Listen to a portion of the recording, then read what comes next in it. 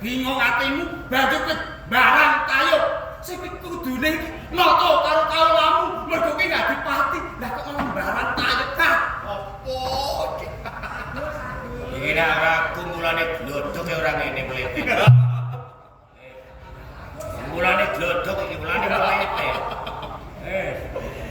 piye ya nyenyek ya gembilo siramu gleleng tupeh kowe kalis ora apa-apa Joko Sundang iki pengawit padha wae kowe bocah pagulon aku uga bocah pagulon aku wis tau dadi kowe nang kowe durung tau dadi aku sembaro nekane atimu nanging iki wektu lan papan ing pungkasan gelem ora gelem iso ora iso kowe kudu tunduk manut mergo kowe ringkos lawan iki dudu aku sing tunduk nanging kowe sing kudu kleset ning dramanku ayo kantok kene papan iki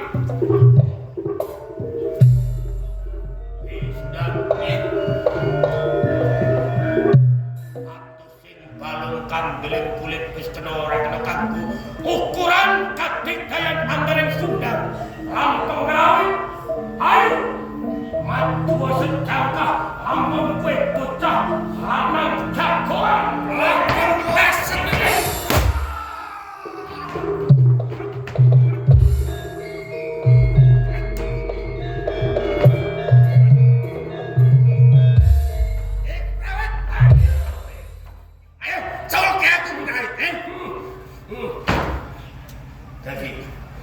Jadi ngenyek aku bupati arep nayut gaji.